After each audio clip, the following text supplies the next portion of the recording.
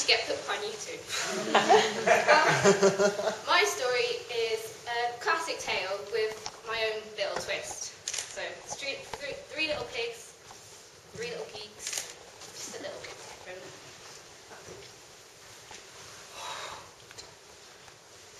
The chav, called Mackenzie, just burned down his cardboard box because he was living in the box, and while he was walking, smoking, he came across a house, and he heard the house, and he could hear the people inside.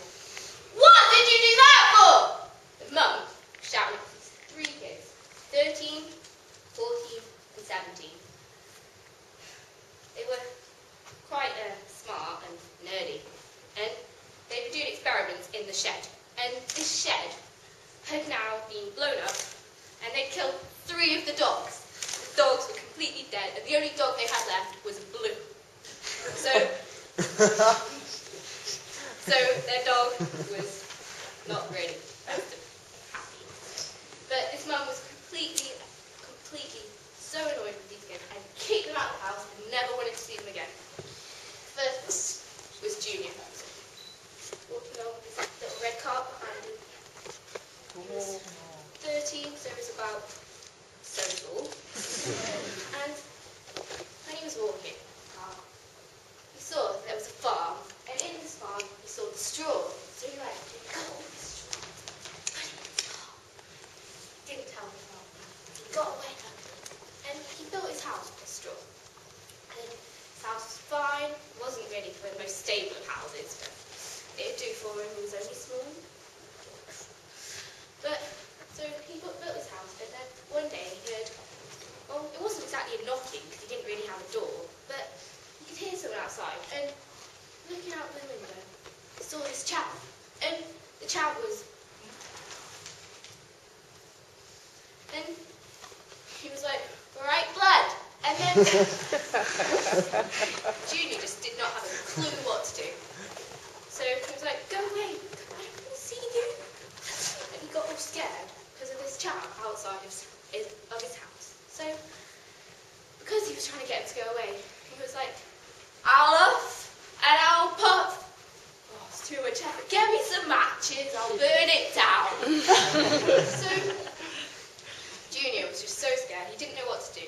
So he got everything he could and ran away so quickly. And this chav tried following him, but not going to tell you the story of Cinderella, but his shoe fell off. And so he ran away, and the first house he came to, luckily enough, just happened to be his older sister's, Dorothy's. So Dorothy was in her house, made of sticks, slightly better, some may say.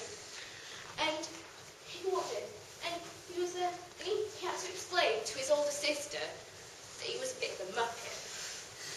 And that this person had come to his house, and he didn't want to let them in.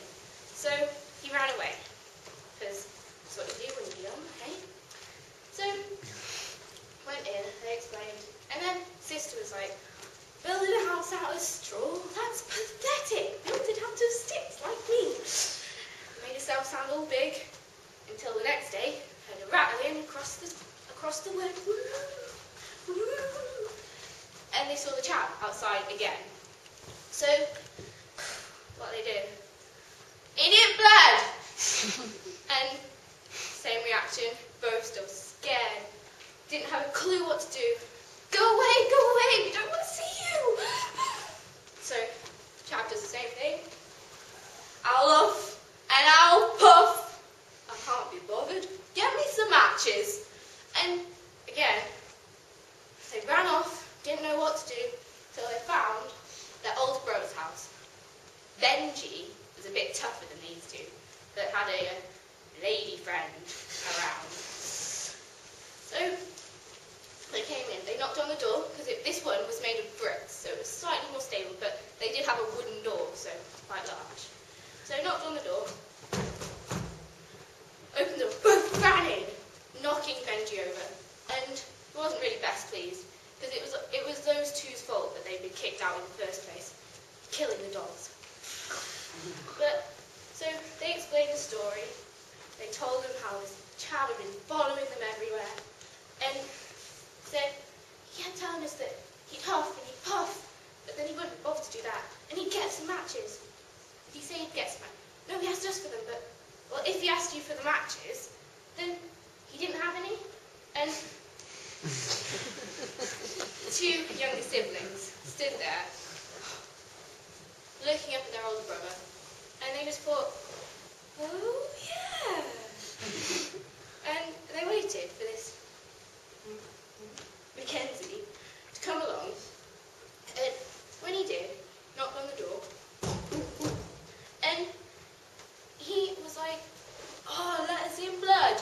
Yeah, man, we can drink and stuff. And so they were like, no thank you, we're fine. And then he was like, but I don't have any friends. And he was a lonely person.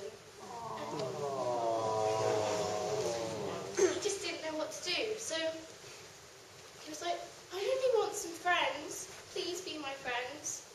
So Junior went up to the window. Goes, no, in it blood, yeah. So the moral of the story is, treat people how you'd like to be treated yourself.